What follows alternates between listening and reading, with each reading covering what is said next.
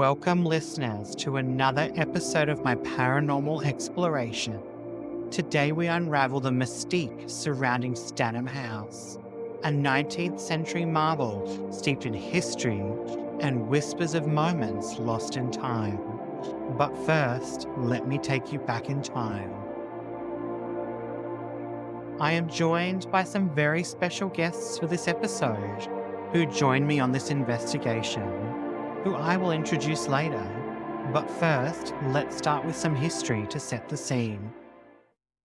Stannum House, constructed in 1888 by the visionary John Holmes Reed, stands as an architectural marvel nestled within the heart of Tenterfield, New England, New South Wales, Australia. Its grandeur is unparalleled, a testament to the opulence of the Victorian era. But behind its ornate facade lies a tale woven with secrets echoing through the halls of time. The grand mansion, perched atop Tenterfield's highest point, owes its existence to the riches drawn from tin mining, encapsulating the legacy of the Reed family, who called it home for over 5 decades. Picture a triple brick rendered behemoth, adorned with bay windows, a cast iron veranda, and balcony decorations that whisper tales of opulence. The vestibule, a splendorous entryway, greeted guests with a 4-panel front door flanked by side and fanlights, leading into rooms adorned with relics from a bygone era. Exquisite antiques once cherished by the Reed family adorned 3 meticulously restored rooms, showcasing their opulence and taste. Ascend the graceful spiral cedar staircase to discover a world of unparalleled Victorian beauty. Hand-engraved glass windows filter light into rooms adorned with Italian marble fireplaces, a testament to the meticulous craftsmanship. As the tides of history surged, Stannum House bore witness to change. During World War II, its walls echoed with the cries of wounded, serving as a hospital and a strategic command base for the army. Yet after the war's turmoil faded, it was reclaimed by the Reed family, and its corridors once again resonating with that familiar warmth. However, the winds of fate shifted in 1954 when the Reed family relinquished their legacy to a Greek fruiterer. What ensued was a transformation, as the mansion metamorphosed into a boarding house. The roof tower vanished and a new chapter began when a neighbouring motel was erected. In the year 1997, Kirk Jensen and Peter Geller stepped into a relic of faded opulence. Stannum House, once a beacon of grandeur, had succumbed to the passage of time. Its original artwork obscured, carpets reminiscent of a bygone era, and a wallpaper scheme that echoed the 1970s. Undeterred by its lackluster state, Kirk, an expert in Victorian-era restoration, embarked on a monumental quest to restore its former glory. Gone were the shagpole carpets and outdated lino floors, as Kirk meticulously reinstated the essence of the house's Victorian heritage. His dedication and expertise shone through the restoration, elevating the mansion to its former glory. Years of unwavering dedication culminated in the grand reopening. On June 2nd, 2003, Peter Maxwell Reed, the great-great-grandson of the house's original architect, John Holmes Reed, stood alongside John Reed Mackey, the last surviving relative born within the walls of Stannum House. Their presence marked a poignant moment as the fully restored mansion stood once more as a testament to its heritage. The doors of Stannum House swung open to reveal a metamorphosis. The mansion reborn now stands as a luxurious bed and breakfast. The downstairs rooms were meticulously preserved in their traditional layout, adorned with period pieces that whispered tales of a grandeur lost in time. Gaze upon the opulence of a bygone era within these walls, the charm of yesteryears embracing in every meticulously restored corner. Stannum House, once dilapidated, now echoes with the laughter of guests, savouring the splendour, meticulously resurrected by Kirk Jensen's touch. Each room, a window into the past, speaks volumes of the dedication poured into its revival, a living testament to the legacy of John Holmes Reed, reborn through Kirk's unwavering commitment to Victorian era restoration. The metamorphosis of Stannum House stands as a testament to the enduring spirit of preservation and reverence for history. As its doors beckon travelers seeking an authentic glimpse into the past, it continues to honor its legacy, welcoming visitors to experience the grandeur of a bygone era. Let's delve into the life and legacy of a pioneer whose footsteps echoed through time, shaping not just an era but an entire district. John Holmes Reed, a man of countless accomplishments, whose name resounds through the chronicles of history. In the echoes of a bygone era, John Holmes Reed emerged as a trailblazer, etching his name in the chronicles of New South Wales. Hailing from Fredericksburg, Canada, he ventured to Australian shores in 1849, finding his haven in the embrace of Tenterfield. His legacy was one of innovation and a pioneering spirit, marked by the smelting of tin into ignot form, a feat that carved a new path into the region's mining history. Beyond his mining exploits, Reed's agricultural endeavours were equally pivotal. He sowed the seeds of change by planting the first wheat crop in the district, a testament to his vision and commitment to agricultural advancement. Reed's influence extended far beyond the fields and mines. A faithful man in civic leadership, he adorned the mantle of Tenterfield's mayor for multiple terms, leaving an indelible mark on the town's governance. His commitment to the community extended to presiding over the agricultural society and serving as a distinguished member of the primary producers board. But his contributions weren't confined to local spheres alone. An esteemed member of the American Institute of Mining Engineers, Reed's expertise in ore classification garnered international acclaim. His accolades adorned with medals from prestigious exhibitions in Amsterdam and the Calcutta International Exhibition of 1883 and 1884. Even in his passing, Reed's legacy endures. His collections of minerals and expertise in mining classification found a home in the local School of Mines, a testament to his commitment to knowledge and education. Survived by 7 daughters and a son, his family held the torch of his legacy.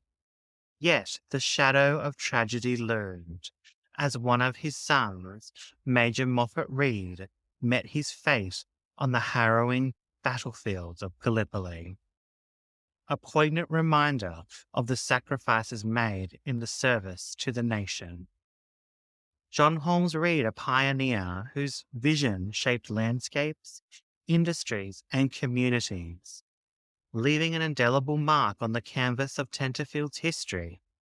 His legacy is woven into the fabric of Tenterfield's identity and continues to inspire generations, a testament to the enduring spirit and innovation of service. John Holmes Reed passed on Tuesday, the 5th of March, 1929, aged 79.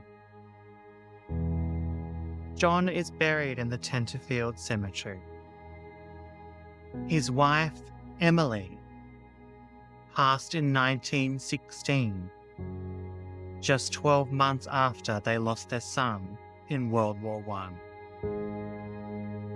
Emily was aged only 64, and she is buried in Irvine Bank in Queensland. Now, listeners, let me take you on my personal journey through the captivating halls of Stannum House, a place where time seems to stand still amidst the opulent Victorian grandeur. Join me as I recount my own encounter with this architectural marvel, where every detail whispered secrets of a bygone era. On a dreary September afternoon, the chilling rain painted a somber backdrop as I returned to Stannum House, a place shrouded in mystery and riddled with secrets. My previous investigation in 2020 had unearthed fragments of its enigmatic past, but I sensed there was more to this Victorian abode than meets the eye. The air hung heavy with anticipation, each raindrop echoing a foreboding rhythm. It's as if the house itself whispered ominous tales of forgotten truths. My heart quickened with a blend of excitement and trepidation, for I knew that behind the elegant facade lay concealed mysteries waiting to be unravelled. Standing before the magnificent Stannum House, one is immediately struck by its commanding presence. The distinct salmon hue adorned with opulent Victorian accents sets it apart. The Juliet balcony, a symbol of elegance, adds a touch of allure to the facade, beckoning visitors into a world frozen in time. Crossing the threshold, the allure of Stannum House unfolded before me. The main door opened to reveal a world adorned with treasures of Victorian antiquity. Yet what truly captured my senses was the awe-inspiring Italian archfresco, a tapestry of vibrant reds, glistening golds, and earthy tones, painting the entrance with a kaleidoscope of hues. My gaze lingered onto the intricate red cedar banister, a masterpiece of craftsmanship, adorning the main staircase. Each curve and detail spoke volumes, a testament to the meticulous artistry of a bygone era. As I ventured deeper into the mansion's embrace, the main hallway welcomed me with open arms. On either side lay the dining room and sitting room, meticulously curated to transport visitors through a temporal portal. These period pieces adorning these rooms whispered tales of an era steeped in sophistication and grace. Within the walls, time seemed suspended, the ambience a symphony of nostalgia, where every piece of furniture and artifact conveyed a story of its own. It was as though I had stepped into a living museum of Victorian elegance, frozen in time. The dining room's opulent table settings and the sitting room's plush furnishings created an atmosphere that felt more like a cherished memory than a mere room. Every corner exuded an aura of preserved history, inviting guests to immerse themselves in a world that once was. For this evening's investigation, I joined my friend Katie Harvey and her wonderful team. I brought with me my dear mother, who is opening up to her sensitive abilities, and for her, this was her first investigation. As the night sky started to take hold, we unpacked in our room and got comfortable with all our surroundings. The Josephine room, adorned with a four-poster bed, a marble fireplace, and wall-hung porcelain plates of royalty. I started to unpack the equipment in readiness for the evening. I placed some of the motion spirit balls on top of the marble fireplace. I turned back around to continuing to set up my night vision camera. Then all of a sudden, I could see one of the spirit balls detect motion and start flashing in the reflection of the bedroom dressing table mirror. My ability of clairaudience started to tune into the sound of children laughing. I openly ask out loud, "Flash the ball again." If that was one of the children. "Is this a children's room?" I said. The spirit ball lit up again, flashing in the dark room. I thought my eyes were tricking me in the dark, as I thought the spirit balls were moving. So I investigated to see if there were any vibrations coming from the marble fireplace that might cause the spirit balls to be activated. Then, all of a sudden, the room went quiet. I continued setting up my equipment. Then I ventured downstairs to have a wander around before we officially started the evening. Now, listeners, before I go on, allow me to share my prior experience at Stannum House. I found myself in the read room, once the domain of the lady of the house during the early days of Stannum. This room boasted high ceilings and the renowned Juliet balcony. It was around 11 p.m. when I arranged motion balls across the space, starting from the exquisite Italian marble fireplace, a relic brought specifically from Italy, aging gracefully at over 200 years old at this point. I placed them meticulously on the bedside tables, the dresser, and finally the coffee table. Seated on a couch with a friend, we waited while the rest of the guests were downstairs winding down for the night.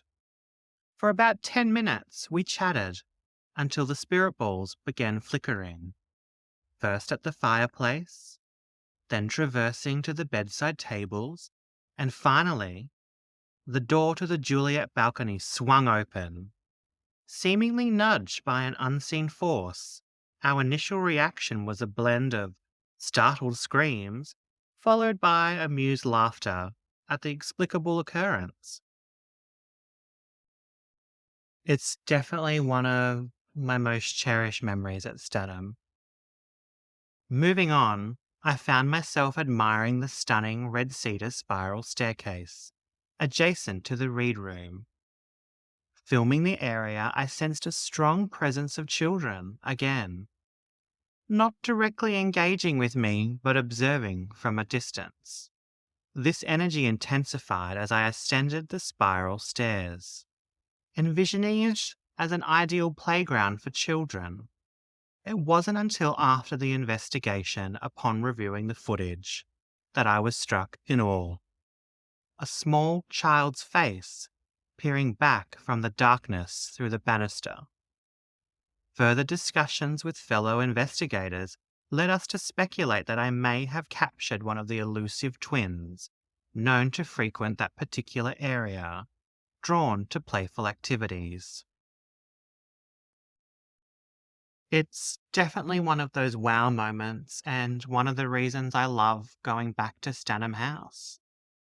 Now, let's delve back into my latest investigations unraveling. I returned to join Mum after exploring downstairs in this magnificent estate. Mum was seated at the bed's end with a friend, murmuring, "She is back again," leaving me intrigued and anxious about what I might have missed.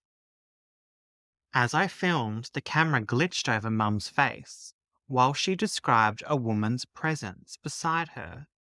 Mum was overwhelmed, exclaiming, "Oh my God, I can feel it coursing through my entire body." She emphasized that it wasn't sorrow, but sheer happiness, tears of joy streaming down her face. The spirit connecting with Mum appeared to be a young lady accompanied by a child, echoing my earlier sensation of a child's presence in that very room. The spirit's energy seemed strongly attuned to Mum, exuding an ethereal vibe. Constantly checking the camera, I noticed the distortion only over Mum and not my friend. The connection was potent yet intermittent, akin to tuning into a distant radio station. Mum sensed the energy moving from behind her to beside her and even around her feet. as if a child was playfully darting around. She expressed feeling like the spirit was touching her heart, a beautiful, serene sensation. Attempting to engage the child's energy, I suggested playing with the light-up balls for confirmation, but it yielded no response. Urging Mum to ask for the spirit's name, she received a J name, which Mum sensed wasn't Josephine, but possibly Janelle. As the energy seemed to wane, Mum remarked that Janelle might have departed. However, moments later, she exclaimed in awe, feeling Janelle's presence coursing through her body again, emanting pure happiness. Mum's face was still distorted on camera, but she appeared more like herself this time. Messages from Janelle conveyed through Mum revealed her reluctance for a photo to be taken, expressing that she is a private person. We attempted to persuade Janelle's spirit to allow us to take her photo and reveal herself through this medium. "Can you take one?" she conveyed through Mum. The camera produced blurry results, leading us to chuckle at Janelle's playful antics. Orbs appeared on camera over Mum's face, aligning with the ongoing experiences. Mum felt shifts of energy along her legs, sensing a touching sensation on her left leg. Inquiring through Mum about Janelle's connection to the house and era, Mum indicated the 1890s, corroborated by an orb crossing the camera again. Mum described feeling extreme coldness in her legs, attributing it to the spirit, affirming she wasn't scared, but astounded by this sensation. Mum characterized the sensation as a blend of pins and needles with goosebumps, reaffirming Janelle's radiant and cheerful energy, coinciding with another orb crossing the camera. We all sensed the lingering presence of children, yet they seemed hesitant to interact, merely observing from a distance. Mum mentioned 2 children accompanying Janelle, specifically noting a boy named Timmy. The room's atmosphere hinted at a past of children. Perhaps I thought a place for cribs and beds. The little girl's energy conveyed an unhappy past, but she urged us not to dwell on it, surrounded by vibrant colours and images of ducklings, Mum said. She wished to be remembered as joyful, leaving behind any sadness from her previous life. Returning to Janelle, Mum sensed her age between 34 and 38, highlighting that she wasn't residing here when she passed. Yet this place held her happiest memories. Mum described her as having light, curly hair. I inquired if Janelle had a message to share with us, and Mum responded, "She simply wants us to know she's here, enjoying this space. It's still her home." As the camera glitched one more, Mum burst into laughter, describing Janelle as an incredibly joyful person and a little bit of a prankster. The room was buzzing with palpable energy, marking Mum's profound first spiritual encounter. Janelle, through Mum, shared details of being a schoolteacher who cherished gardening, surrounded by vivid flowers in her visions. Suddenly, a strand of white hair caught the torchlight, gleaming as it descended from above. I left momentarily to search for a photograph of Janelle in the house, but I stumbled upon something entirely unexpected.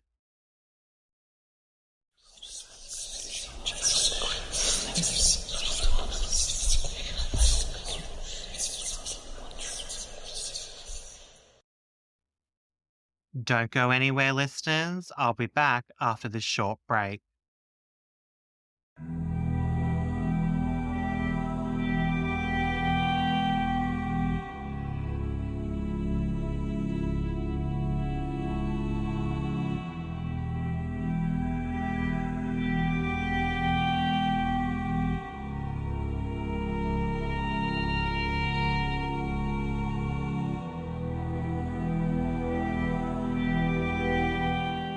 Welcome back, listeners. I am delighted to introduce a truly special guest for today's episode. None other than my beautiful mum, Janet. Mum, a warm and heartfelt welcome to the show. It's an absolute pleasure to have you here, especially for what marks your first investigation into the realm of paranormal alongside me. Thank you, Ben. I am excited to be here with you and your listeners today. And yes, my first ever investigation, which was quite intense. It definitely was intense, but you were in the perfect environment, surrounded and supported by people in the field. So, Mum, let's jump straight into some questions for our listeners. What were your initial expectations going into this paranormal investigation, considering it was your first experience within this realm? I really had no expectations, Ben. I was just excited to be able to join you to explore the spiritual world. The only thing I was just hoping that we did have some activity through the night. I was also intrigued at how and what happens during the investigation and the instruments they used. Well, we definitely had some activity through the night. Now, Mum, how would you describe your beyond the veil ability?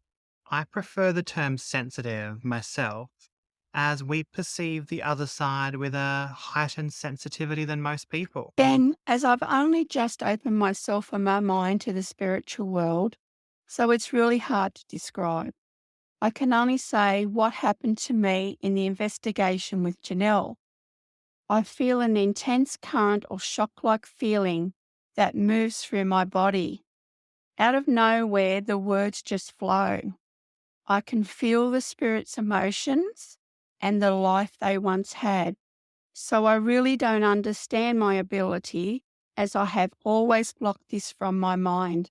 I think most sensitive people will agree with you there about the feeling of the current and the vibrations going through your body and learning how to interpret that into words and feelings and so forth. That's definitely one of those wow moments for you, one of those experiences that you won't forget anytime soon.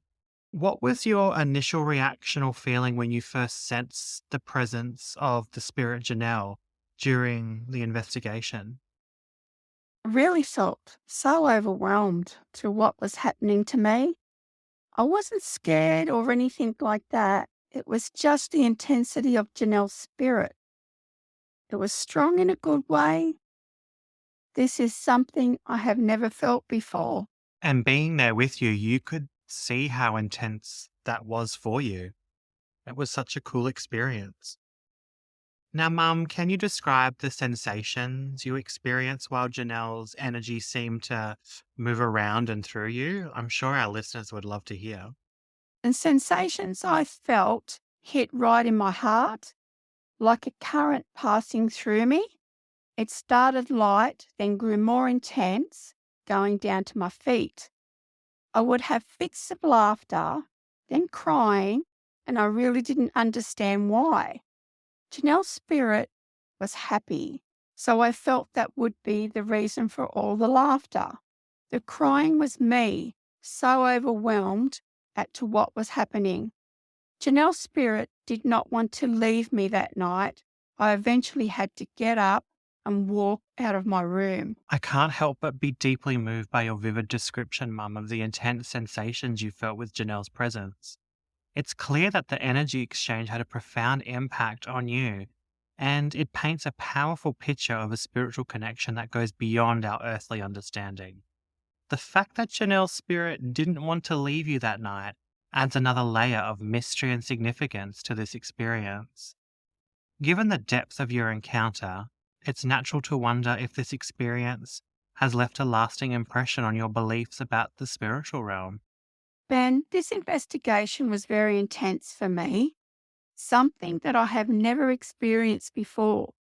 So it's hasn't altered my beliefs, it's made them stronger than ever.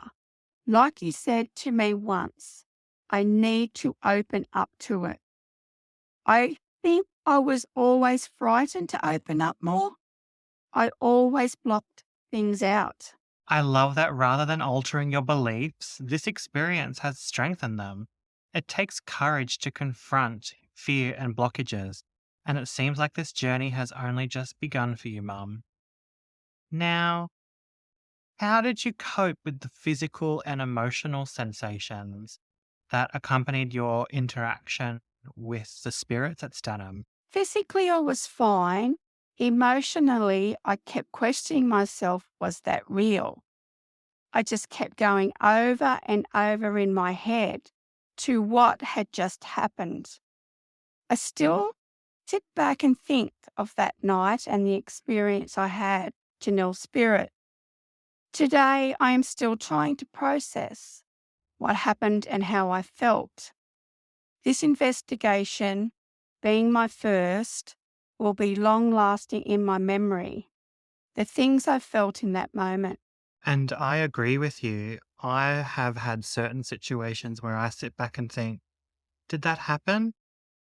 And yeah, you just roll with it. And some things you can't explain.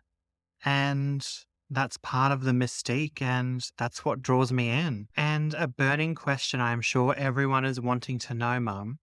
Will you come back for another paranormal investigation? Ben, I certainly will be back. I want to explore and experience more of the spiritual world.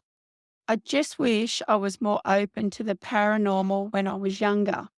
I just cannot wait until our next paranormal investigation together.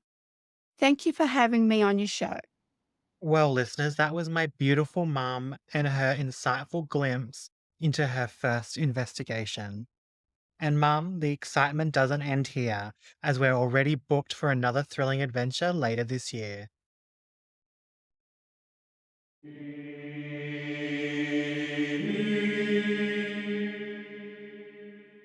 As I delved into the dark corridors of the old mansion, seeking traces of the elusive Janelle, my steps led me, unwittingly, to the ominous Julius Caesar room.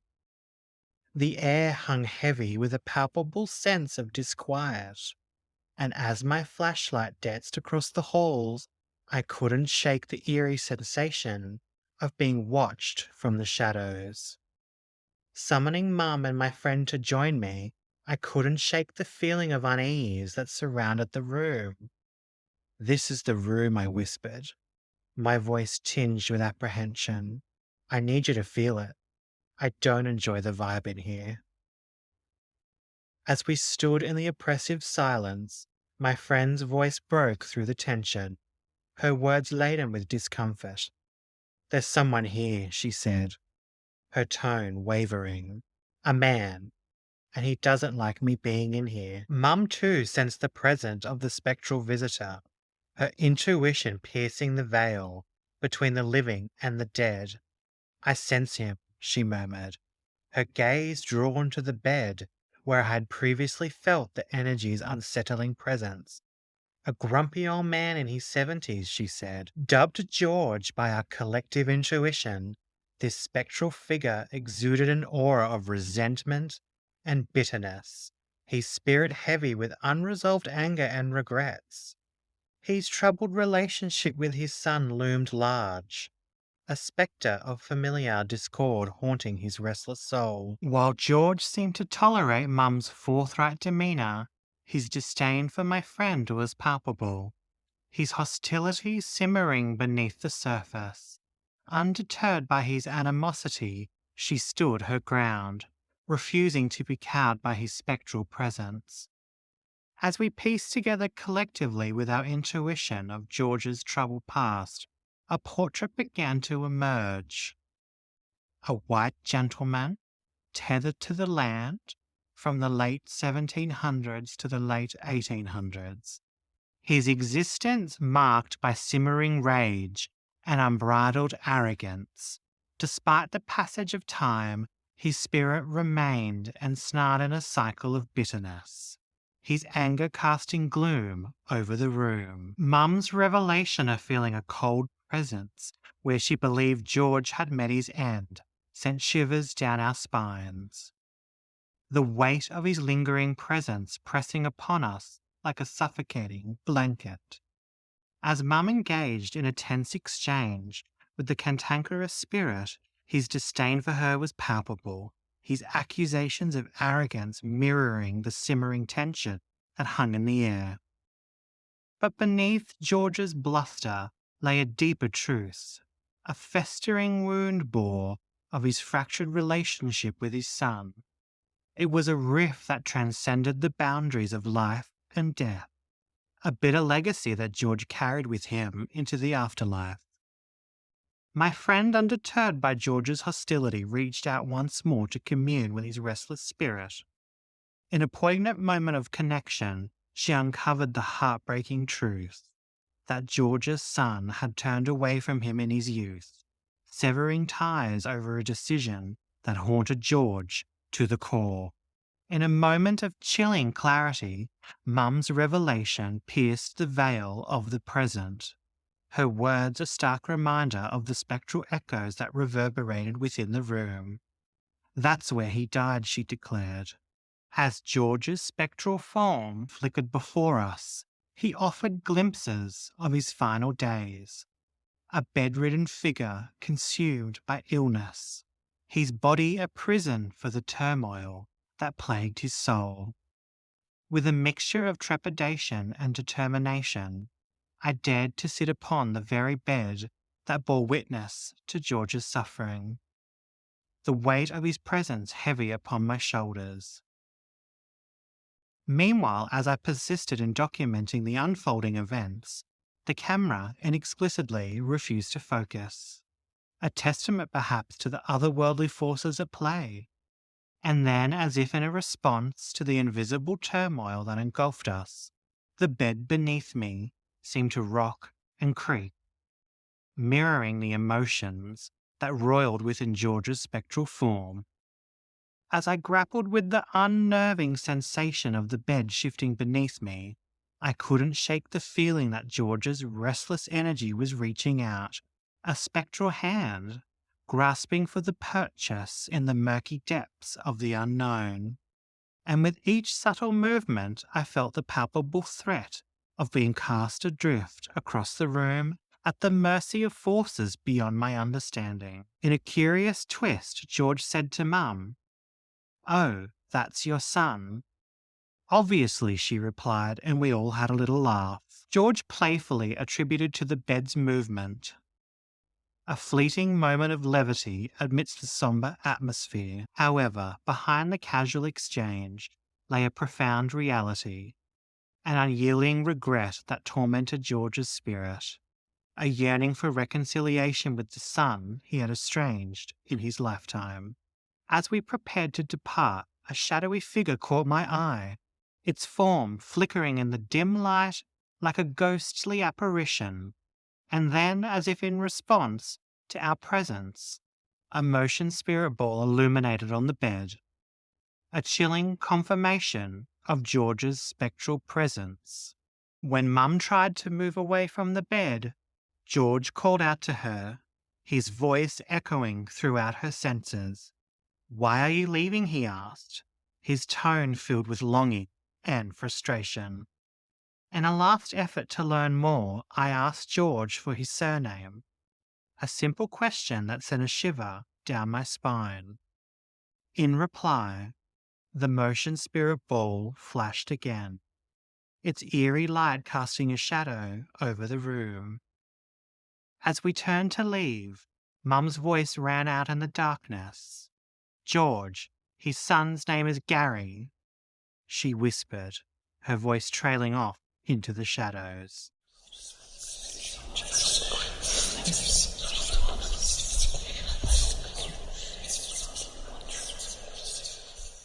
Welcome back, dear listeners. I have another surprise guest on today's show. I'm overjoyed to welcome a truly wonderful soul, none other than my friend in the field, Katie. Katie is not just a friend in the field, but she is also the visionary behind Katie Harvey Paranormal, a captivating endeavour nestled in the history-enriched city of Toowoomba, located in Queensland, Australia. Katie has an impressive resume boasting over 30 years of experience. Katie has dedicated her life to investigating, operating, and delving into the mysteries surrounding some of southeast Queensland's oldest structures and heritage sites. Over the past decade, I've had the honour of joining Katie on numerous expeditions, each one an exploration into the paranormal tapestry of our rich history. It's important to highlight Katie's role as a trailblazer in the paranormal field. As one of the first individuals I connected with on this unique journey of mine, Katie played a pivotal role in shaping my understanding of the supernatural and paranormal investigations. One standout memory revolves around our exploration of the old flour mill in Ipswich. This investigation marked a crucial point in my personal journey of opening myself up to new and unexplored experiences within the realms of the paranormal. But that's a story for another time. Katie's wealth of knowledge and expertise not only enlightened me, but has also contributed significantly to the broader exploration of the unknown. So, dear listeners, buckle up as we embark on a captivating conversation with Katie, unraveling the layers of her decades long exploration into the paranormal and the mysteries that lie beyond the veil within Stannum House. Katie, welcome to the show. It's an absolute pleasure to have you here. Hi, Ben. Thanks for having me on your podcast. Katie, can you share with our listeners a bit about your journey into the world of the paranormal and investigation? And how did Katie Harvey Paranormal come to be? A little bit about my journey into the paranormal investigating side of things. It was a fairly long time ago. I used to have a lot of experiences as a kid, and as I got older, I developed an intrigue, I guess, into all the things that are happening around me. It was roughly about 30 odd years ago that I first picked up a piece of equipment to start trying to see if I can gather evidence of what I was experiencing. So I had a stills camera, and the very next piece of equipment that I had, which was a few years later, was a digital recorder. I started out just basically investigating my own home, trying to see what was there, see if I could capture voices to the images or the apparitions that I was seeing at the time. The Katie Harvey paranormal journey kind of started accidentally.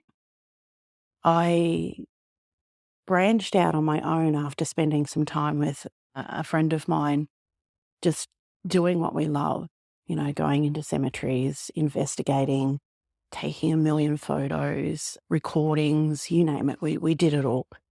Sitting in her shed at night, numerous times throughout the week. I wanted to take it further. I wanted to be able to share that with people, the experiences that I was having, the evidence that I was capturing and things like that. So I did. I just branched out on my own and went, you know what? It's Katie Harvey Paranormal. Started up the page. And yeah, before I knew it, I had a lot of people that had the same sort of interest and intrigue start to join. And yeah, they would often say, hey, can we go do this? Can we go do that? And I went, yeah, no problems. That's great. And then, yeah, I started getting contacted by certain locations saying, hey, we've got these interesting, weird things happening. You wouldn't mind coming in and checking it out. And that's where it all started. I love that. So yeah, it's been an interesting journey. It's been a very full-on journey, but it's been amazing. There's been a lot of years of experience and growth and meeting amazing people like yourself, like many others in the field. And I guess allowing myself to expand and open on my own spiritual gifts to be able to learn how to communicate better with spirit. Thanks, Katie. Thanks for sharing your journey with us. Katie, was there a pivotal moment when you thought, all right, this is exactly what I want to pursue? The thing that really sort of sparked my interest is, as I said, from a very young age, I was experiencing a lot of paranormal things happening around me. It's one thing in particular was very interesting for me when I was roughly about 8 years old, 7 to 8 years old. I used to get woken up a lot in my sleep, whether that was seeing, apparitions walk past the bedroom door, feeling somebody touch me while I was asleep, or quite often I would hear them. Anyway, this one particular night, I was woken and I could hear a voice calling my name, and it was a very soft, whispered voice, but it was soft but loud, if that makes sense. And it was calling my voice, and I got out of bed and followed the voice and went right out into the dining area of the house. We had the typical double glass sliding door that led out into a courtyard where we used to have barbecues and things. And I got right up to the glass window and I could still hear this voice calling my name. And I got right up to the glass window, and then all of a sudden this face just appeared.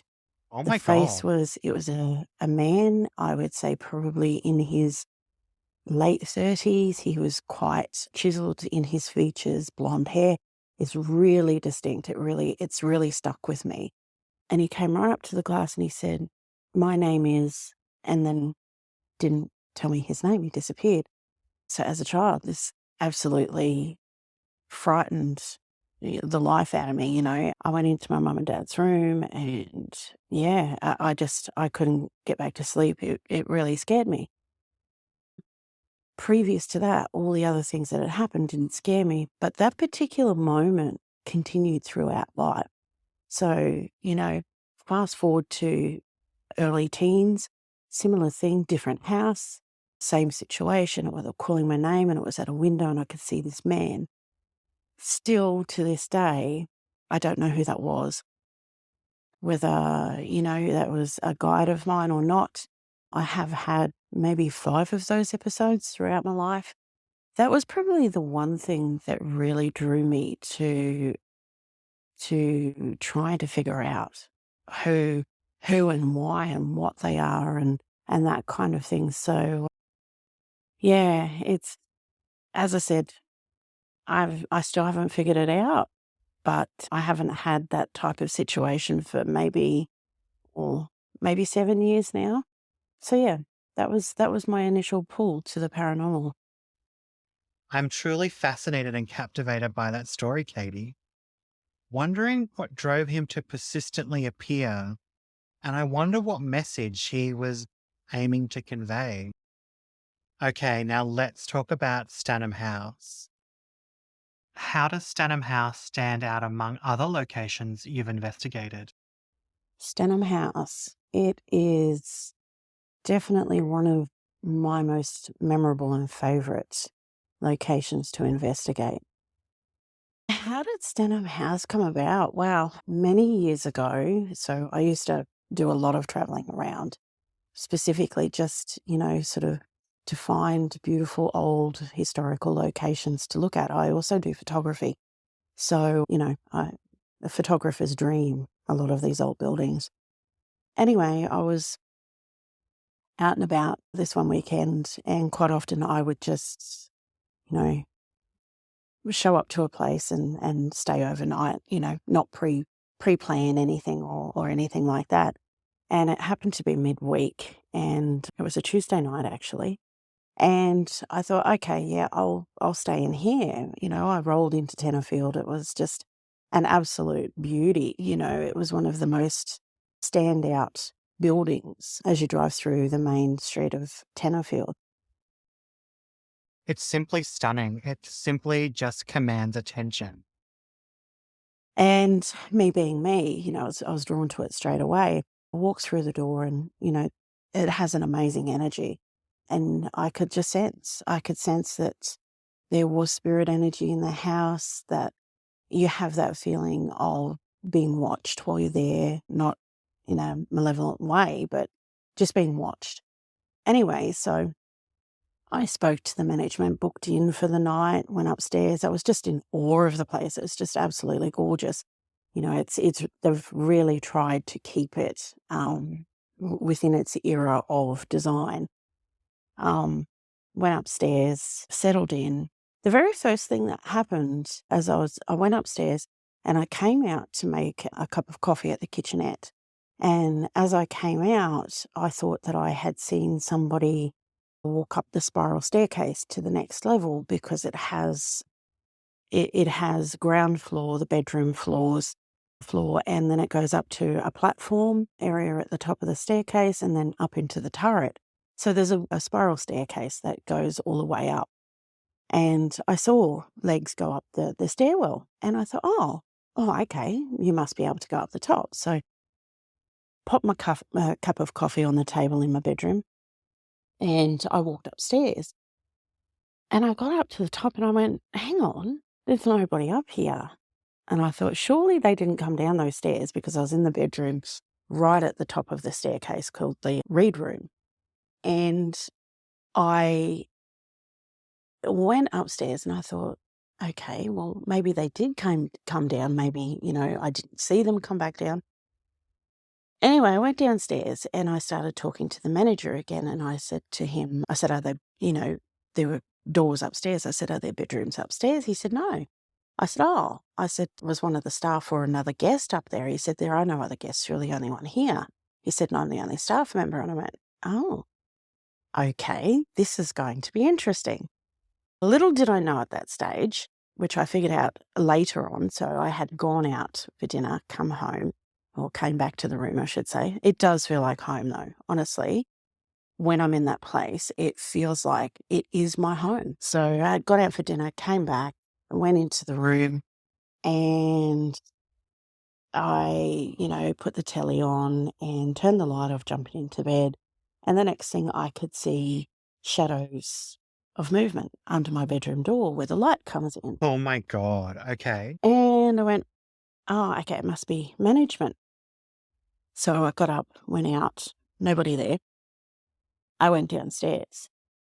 The office was locked. The kitchen was locked. And I thought, oh, there's absolutely nobody else in this building.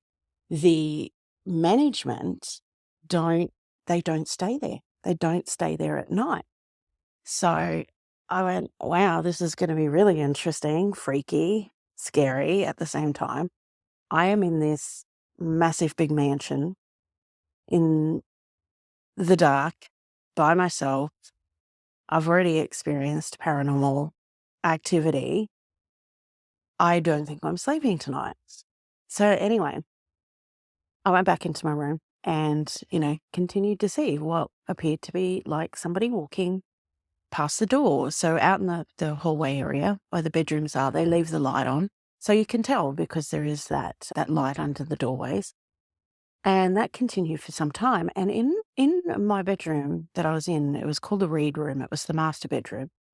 There's not only the doorway that opens into the read room, but in the read room, there is another doorway that goes out into another area, which still to this day, I have not even seen where that goes. Apparently, off the read room, there used to be a bathroom area, I guess, which would probably be like an ensuite back in the day. Anyway, that handle, I was just sort of dozing off and the handle on that door started moving and I went, oh, I wonder if that's like staff quarters or something like that. And anyway, I just sort of sat up in bed and I just waited and listened. It stopped. Nothing more happened. And I had dozed off. I'm not 100% sure what time it was. I had dozed off and I woke up to the noise of the bedroom door opening. By this stage, it was, they have door locks and things like that now, coded locks.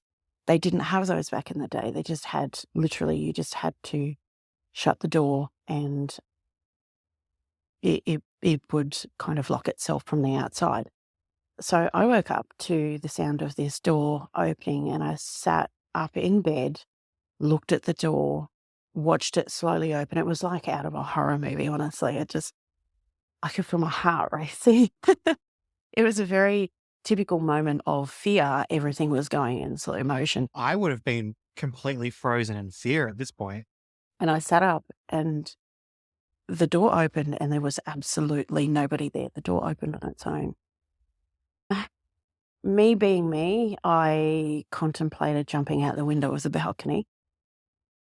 So I got up very bravely, walked over, opened the door completely. Absolutely nobody was there. Nobody. So I shut the door and the intrigue started. And I thought, okay, what am I going to do here? Do I go with this? Do I ignore it? Do I jump in the bed, pull the sheets over my head? What do I do? So I thought, okay, no, I'm going to do this right. I sat on the chair in the lounge, on the lounge chair in the room. And I said, okay, if there is somebody there and you're trying to communicate with me, can you do something else, please? Nothing happened. And I thought, okay, all right, maybe they're just letting their presence be known. And with that, I fell asleep probably sometime later. And when the nerves settled, fell asleep, woke up the next morning and I opened my eyes. The door to the balcony was open and the door to the bedroom was open. And one of the glasses, they have glasses in the room for water and stuff. One of the glasses, which I had never touched, was sitting upright. They usually are up on their end to stop anything getting in them. It was upright and it was sitting on the table as if somebody had sat down to have a drink. And I went, no way, this is so creepy, I actually thought, have I stepped into the Bates Motel? Anyway, I went downstairs, started talking to the staff, and I said to them, I said, oh, do you stay on the premises at night? And Kason said, no, we don't. He said, we don't stay here. And I said, is there anybody that was here last night? And he just sort of looked at me and he said, no, why? And I said, well, you're probably going to think I'm crazy. You're going to think I'm nuts.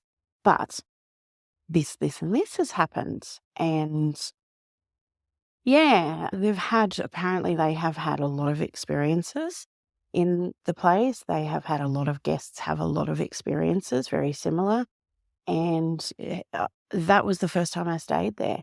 Anyway, I thought, with my travel, I would often pop in and say hello and, often stay there. We'd go and stay on our way down to New South Wales and same sorts of things. Still to this day, the same sorts of things happen.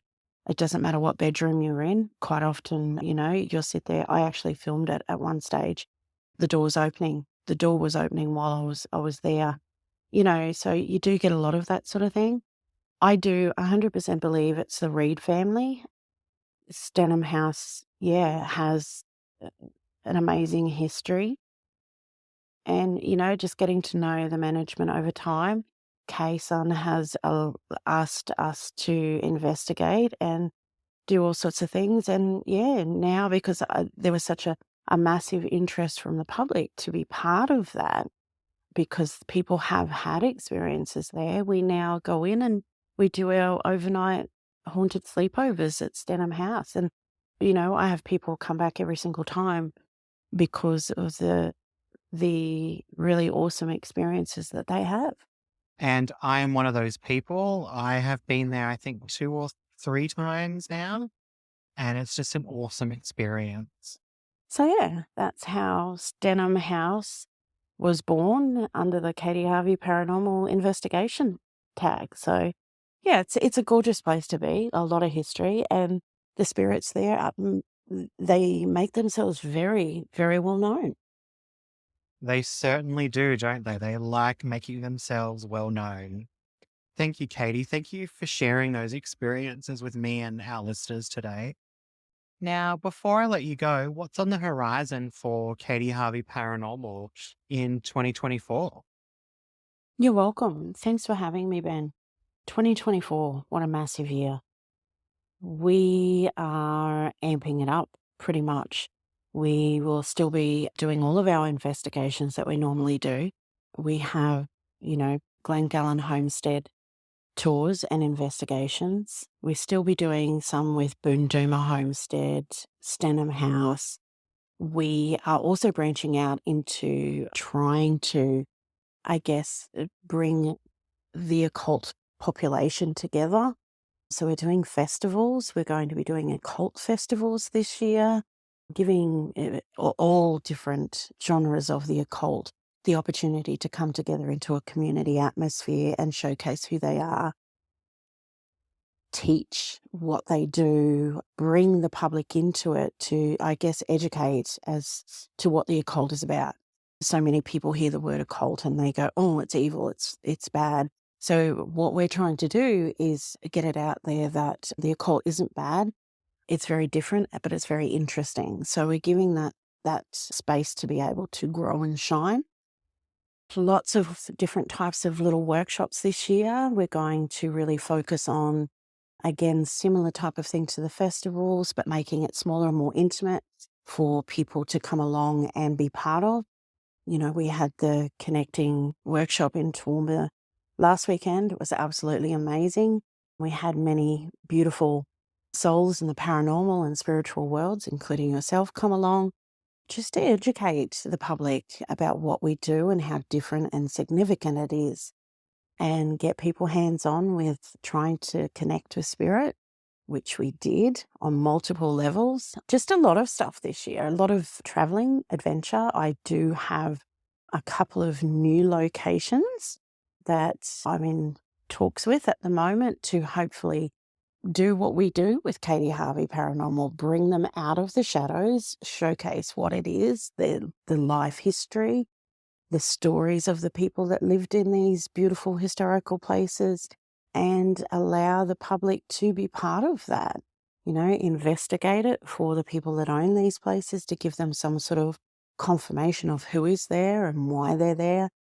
I guess that's what I do. I'm always out there searching and looking for these beautiful little hidden gems that have not only the historical value in history, but that do have physical activity and paranormal activity.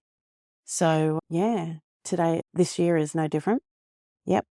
Already in January, and I think 3/4 of my year is very booked up already, and 2 beautiful new locations on the horizon. So yeah, people just, I guess, have to watch the page and see what's coming up next, because we really have a lot this year. A lot of collaborating as well. I love learning about other people and watching their journey and watching how they do what they do and just being with like-minded people. So we have a lot of collaboration happening this year with, people in the paranormal field, witches, psychics, mediums, healers, you name it, shaman. We're doing it all. We're doing it all this year. So it's going to be really exciting and cool for everybody, really. So yeah, that's Katie Harvey's 2024, and yeah, busy. But I wouldn't have it any other way. Thank you, Katie, for sharing your journey with us. I'm thrilled to be collaborating with you at these breathtaking locations. Now, listeners, stay tuned to our social media pages for updates on upcoming events and investigations.